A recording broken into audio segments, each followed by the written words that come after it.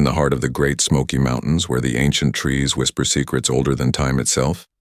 3 vibrant teenagers vanished without a trace on a crisp afternoon in October 2004, leaving behind a void that swallowed hope and spat out despair. Tiana Brooks, Jada Ellison, and Kemi Adebayo were inseparable, their laughter echoing through the dense forest as they embarked on what was meant to be a carefree weekend hike. Tiana, with her quick wit and fearless spirit, led the trio with a purple backpack slung over her shoulders, its bright straps a beacon against the muted greens. Jada, the quiet dreamer with a knack for sketching the wildflowers, followed close behind, her navy shirt blending with the shadows. Kemi, the planner with a heart full of adventure, carried a map and a camera, her eyes wide with the promise of capturing nature's beauty. They were 18, full of life, and armed with the kind of optimism only youth can muster. Their parents waved them off from the trailhead near Klingman's Dome, confident in their daughter's preparation, compasses, water bottles, and a promise to be back by dusk.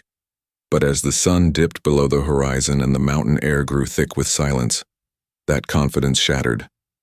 By 7 p.m., the first calls came, frantic voices piercing the quiet as the families realized their girls were overdue. The Smokies, with their labyrinth of trails and hidden ravines, had claimed them, and no amount of shouting could bring them back.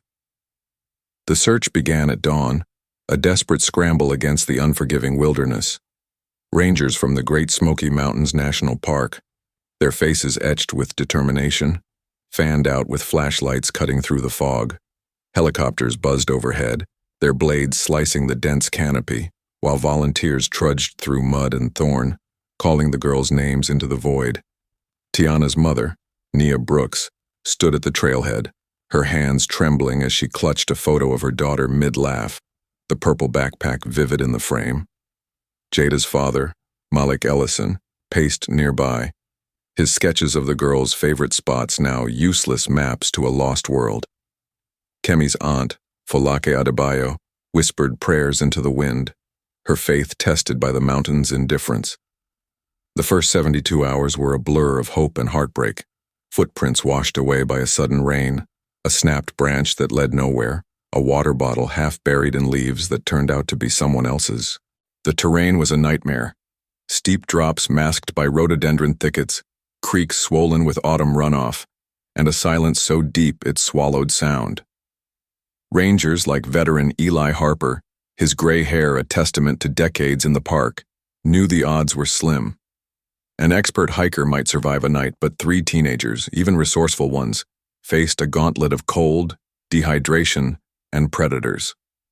By day 4, the command post buzzed with grim efficiency, but the lack of clues gnawed at everyone. No torn clothing, no cries for help, just an empty trail and a growing dread. As weeks turned to months, the official search scaled back, the helicopters grounded, and the volunteers sent home. The case file on Tiana, Jada, and Kemi grew thick with reports but thin on answers. Theories swirled like leaves in the wind. Had they fallen into a hidden crevice? Been swept away by a flash flood? Or, as whispers suggested, encountered something sinister in the wild? Nia refused to let go, hiring private trackers who combed the same paths, finding only echoes of the past. Malik turned to the community, plastering posters with Jada's smiling face, while Folake organized vigils, her voice breaking as she pleaded for any sign. The public narrative shifted, a cruel twist blaming the girls for straying off course, their disappearance a cautionary tale told around campfires. Yet, the mountains held their silence, their secrets locked in the shadows of granite and pine. 4 years passed, a slow bleed of hope into resignation. The families moved through their days like ghosts, haunted by the what-ifs, until August 2008, when 2 hikers, geology students Zane Carter and Lila Nguyen, stumbled into a remote corner of the park, their research on erosion patterns leading them where few dared to tread. Zane and Lila, roped together on a sheer rock face, were mapping a boulder field when Lila spotted it. A flash of purple wedged deep in a narrow crevice, the sunlight catching its edges like a beacon. It wasn't natural, not in this world of gray stone and green moss. They rappelled down, the air cool and damp, to find Tiana's purple backpack, its straps tangled in the unyielding rock. The sight was jarring, pristine yet out of place, as if it had been dropped there yesterday. Zane pulled it free, the fabric faded but intact, its weight hinting at more than emptiness. They hauled it to the Sugarlands Ranger Station, where Eli Harper's weathered hands trembled as he recognized the design from old search photos. The backpack, a symbol of Tiana's spirit, had resurfaced, shattering the cold case's stillness. Forensic expert Dr. Mara Klein took over, her lab a hive of microscopes and quiet precision. The nylon showed minimal UV damage, the straps retained strength, and the interior padding was dry, no mold, no decay. It hadn't lain in that crevice for 4 years. The evidence pointed to a protected hiding place, delivered by some force of nature. Meteorologists pored over records, pinpointing a violent storm in April 2008 that unleashed a flash flood, its waters carving new paths through the mountains. The backpack had been carried, tumbled, and lodged, a drift marker from a hidden past. The investigation pivoted, tracing the flood's path backward to a steep drainage basin dubbed Raven's Hollow, a forsaken stretch of cliffs and dense undergrowth ignored in the original search. Eli assembled a lean team, climber Tessa Reed, medic Jamal Ortiz, and backcountry ranger Priya Singh, tasked with finding the backpack's origin. They battled the terrain, their boots slipping on moss-slick rocks, guided by hydrological maps that glowed with simulated flood routes. 2 days of fruitless searching tested their resolve, until Priya noticed a shadowed recess behind a curtain of laurel. Hacking through, they revealed a cave, its entrance a narrow slit in the granite. Inside, the air was still, the floor littered with debris. And there, in the corner, lay skeletal remains, a fractured skull telling of a fatal fall. Nearby, Jada's sketchbook, its pages damp but legible, confirmed the worst. Yet, the cave held no sign of Tiana or Kemi, only a rusted pocket knife with a carved handle, its design unfamiliar. Eli's memory flickered to a poacher he'd once sighted, a loner named Darius Holt, known for his distinctive tools. The knife suggested a presence, a witness to the girl's fate. The team's hope dimmed, but the mystery deepened.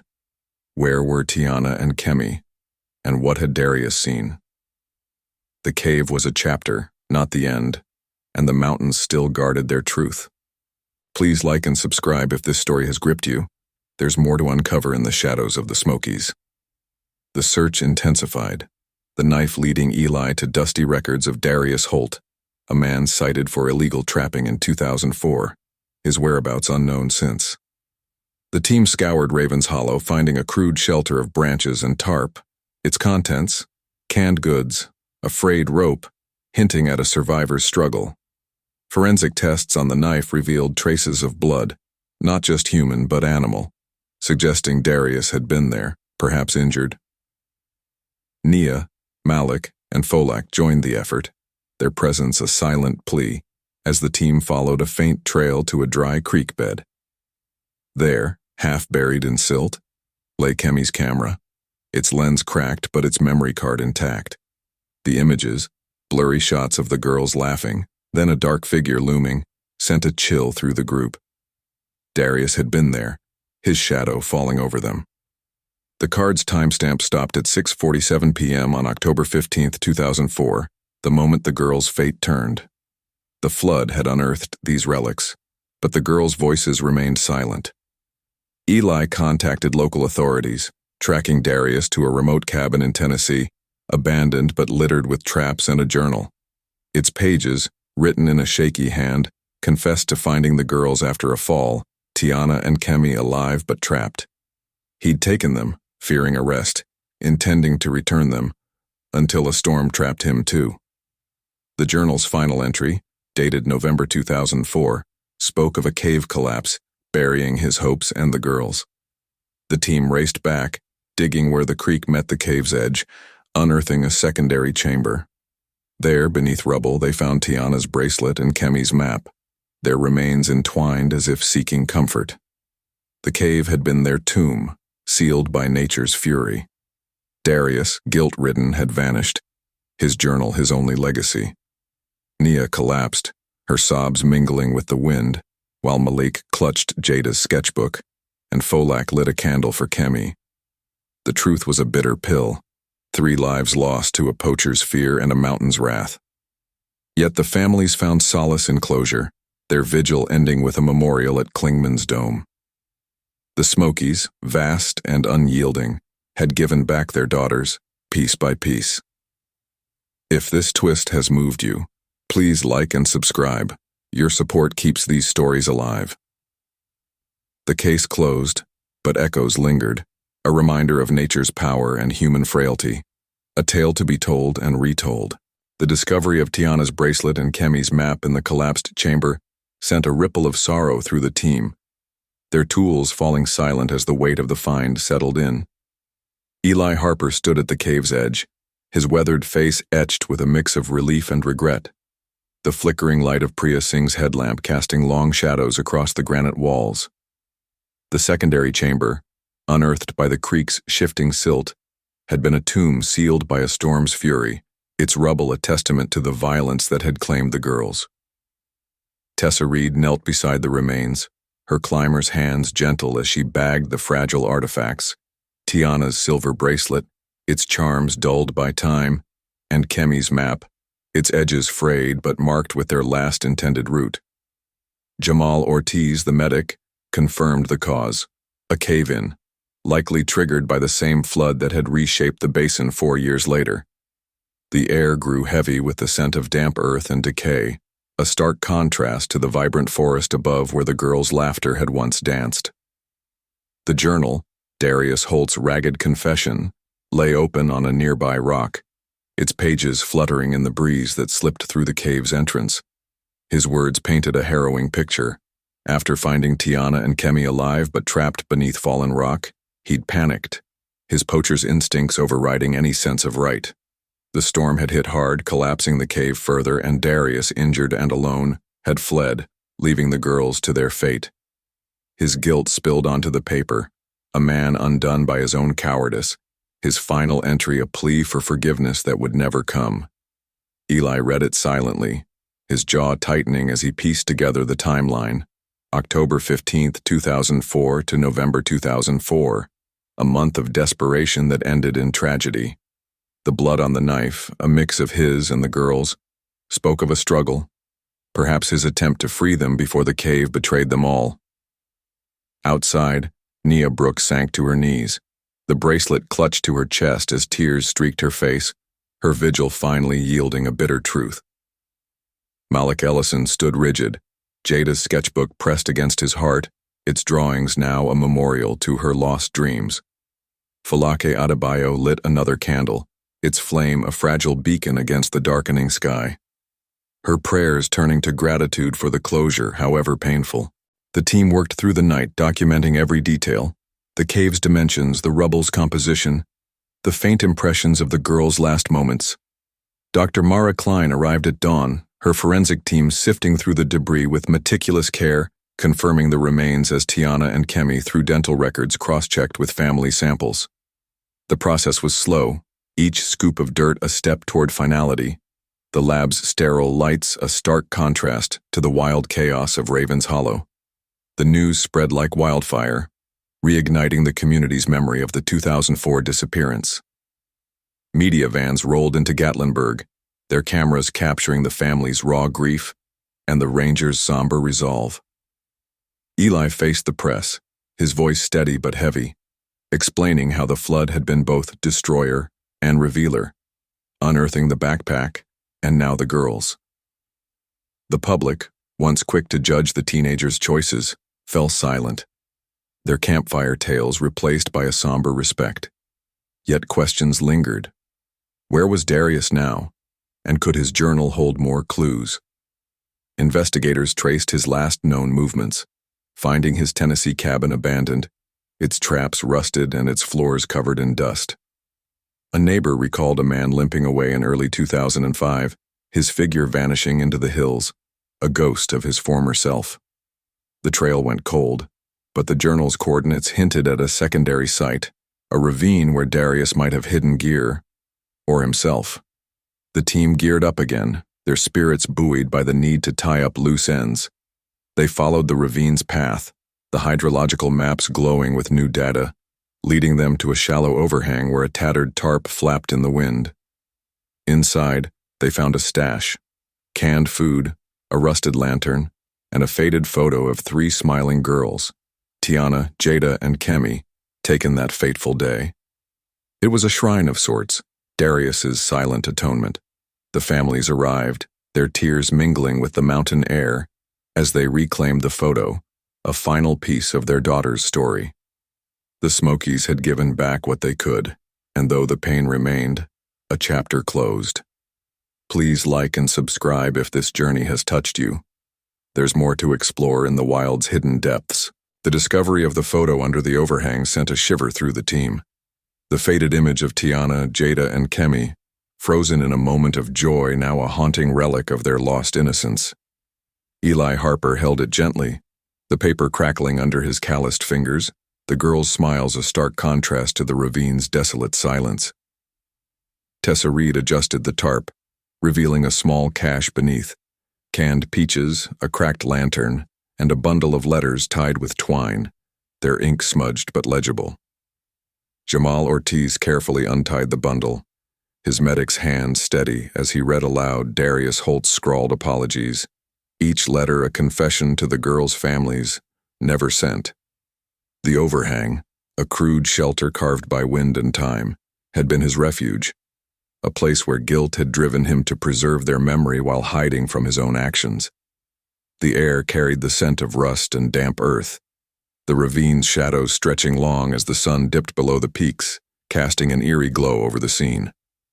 Nia Brooks took the photo, her fingers tracing Tiana's face as tears fell unchecked, the bracelet from the cave now joined by this fragile memento. Malik Ellison unfolded Jada's sketches from the earlier find, laying them beside the photo, a gallery of her talent, now a shrine. Folake Adebayo clutched the letters, her voice breaking as she read Darius's plea for forgiveness, his words a mix of remorse and madness after months alone. The team worked in reverent silence, Dr. Mara Klein's forensic team arriving to process the site, their tools clicking softly as they collected evidence. The letters dated back to late 2004, detailing Darius's initial intent to save the girls, his panic when the cave collapsed, and his decision to flee, leaving them buried. The blood on the knife, now confirmed as a blend of his and the girls', painted a picture of a man torn between survival and salvation, his poacher's life unraveling in the face of his deed.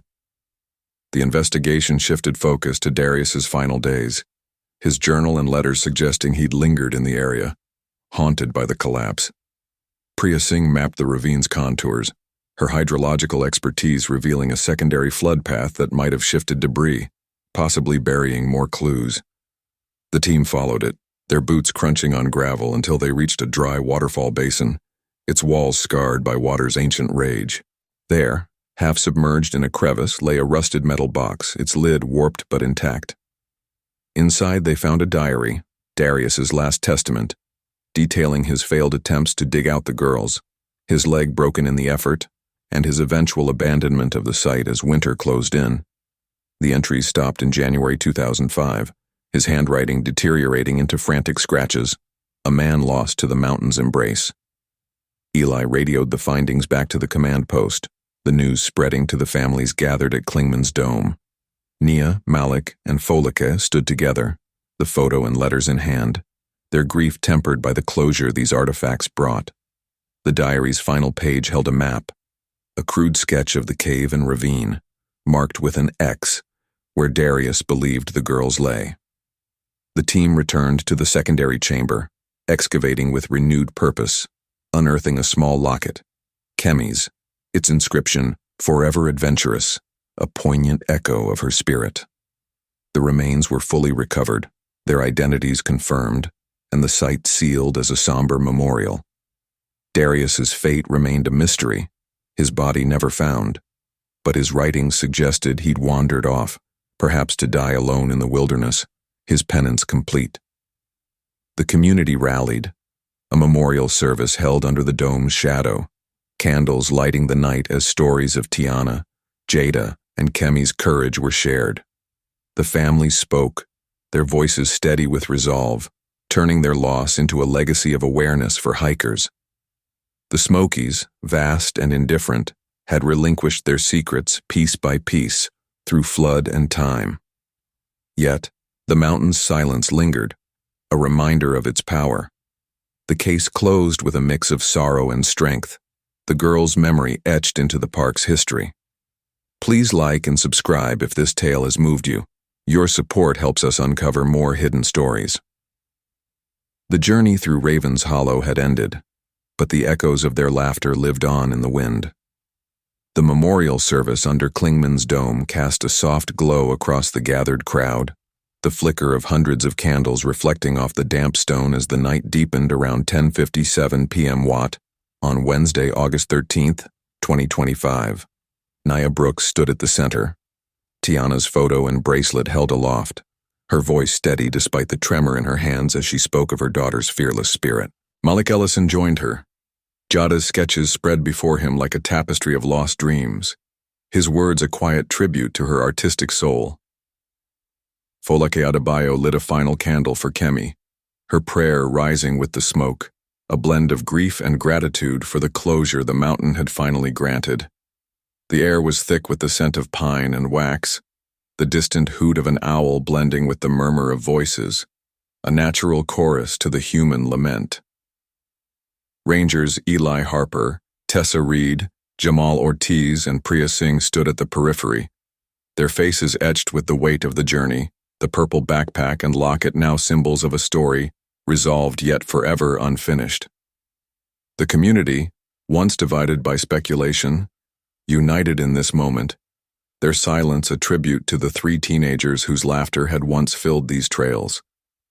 The diary and letters, now archived with Dr. Mara Klein's forensic reports, painted a fuller picture of those final days in 2004. Darius Holt's frantic scribbles revealed a man unraveling, his initial encounter with the girls after their fall, his attempt to free them with his poacher's tools, and the cave-in that trapped them all. The secondary flood path mapped by Priya had shifted the debris, preserving the backpack and later the chamber, a geological twist that mirrored the emotional upheaval of the families. The metal box, its rusted lid pried open in the waterfall basin, held more than Darius's confessions. It contained a small vial of soil, labeled in his shaky hand as their resting place, a macabre keepsake of his guilt. Forensic analysis confirmed it matched the cave's composition, a silent witness to his presence. The blood on the knife, a mix of human and animal, suggested he'd hunted to survive, his leg injury forcing him to rely on the wild he'd once exploited. The investigation turned to Darius's disappearance, his trail fading after January 2005. Local trappers recalled a limping figure seen near the Tennessee border, his traps abandoned, his cabin a hollow shell. Eli pored over old park records, finding citations for Darius dating back a decade, his poaching a quiet rebellion against a life of hardship. The journal's map, with its X, guided a final sweep of Raven's Hollow, where a shallow grave was uncovered, empty but marked with Darius's initials carved into a tree. Had he buried something else, or had he intended it for himself? A final act of penance. The team speculated he'd wandered off, his broken body succumbing to the cold, his spirit lost to the mountain's vastness. No remains were found, but the consensus leaned toward a solitary death, his story ending where it began, in the wild. Nia, Malik, and Folake took the artifacts home, the photo framed beside Tiana's empty room, Jada's sketches hung in Malik's studio, and Kemi's locket worn by Folake as a talisman.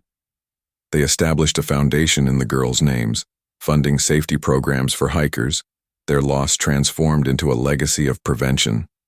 The Smokies, with their towering peaks and hidden crevices, became a place of pilgrimage, the trailhead near Klingman's dome marked with a plaque. In memory of Tiana, Jada, and Kemi, lost but never forgotten. The Park Service updated its protocols, adding warning signs about flash floods and uncharted caves, a direct response to the tragedy's lessons. Eli, now nearing retirement, trained new rangers with tales of the 2004 vanishings, the purple backpack a fixture in his lectures, a reminder of nature's dual role as nurturer and destroyer. Yet whispers persisted. Hikers claimed to hear laughter on the wind, a ghostly echo of the girls' joy. The community embraced it as a legend, a way to keep Tiana, Jada, and Kemi alive in spirit. The case file, thick with reports and photos, sat in the Sugarlands Ranger Station, its pages yellowing but its story evergreen. The mountain had given back what it could, piece by piece, through flood and time, but its silence held a final mystery. Where Darius's bones lay, if they existed at all. The families found peace in the closure, their tears watering a new beginning. Please like and subscribe if this story has resonated with you. Your support helps us bring more tales from the wild to light. The Smokies remained a place of beauty and danger, their secrets etched into every rock and shadow. The plaque at Klingman's Dome gleamed under the moonlight, its inscription a solemn tribute to Tiana, Jada, and Kemi, the words catching the faint glow as the clock ticked past 11:20 p.m. Watt on Wednesday, August 13th, 2025. The memorial had dispersed, leaving behind a scattering of candle stubs and wilted flowers, the forest reclaiming its quiet dominion. Nia Brooks lingered, her fingers brushing the cold metal, the photo of Tiana tucked into her coat, a constant companion in her grief-turned purpose. Malik Ellison sat on a nearby bench, Jada's sketches spread across his lap, their colors muted by time, but vibrant in his memory. Folake Adebayo walked the trail's edge, Kemi's locket warm against her skin, her prayers now a steady rhythm of healing. The Smokies stretched around them, their peaks shrouded in mist, a living testament to the girl's story and the mountain's enduring mystery. The foundation they'd built thrived, its safety workshops drawing hikers from across the region, each session an echo of the lessons learned in 2004.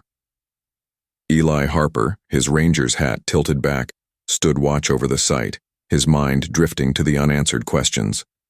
Darius Holt's empty grave, marked by that carved tree, gnawed at him.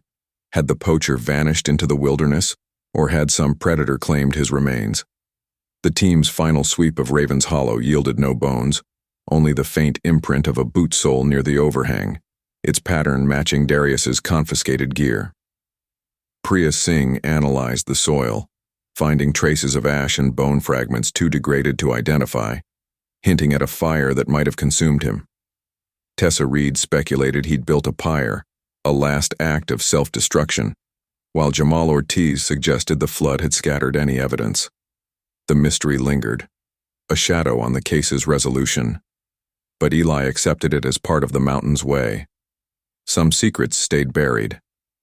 The community embraced the legend of the girl's laughter, hikers reporting chills and whispers along the trails, especially near the cave.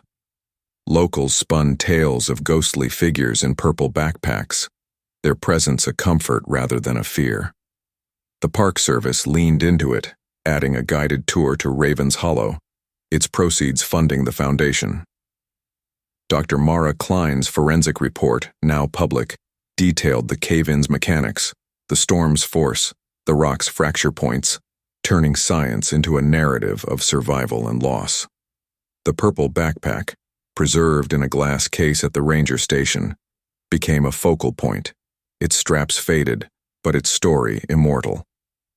Nia, Malik, and Folak visited often, their presence a bridge between past and present. Their foundation's reach growing with each hiker they educated. New evidence emerged unexpectedly in 2023, when a storm unearthed a rusted trap near the ravine, its mechanism still intact.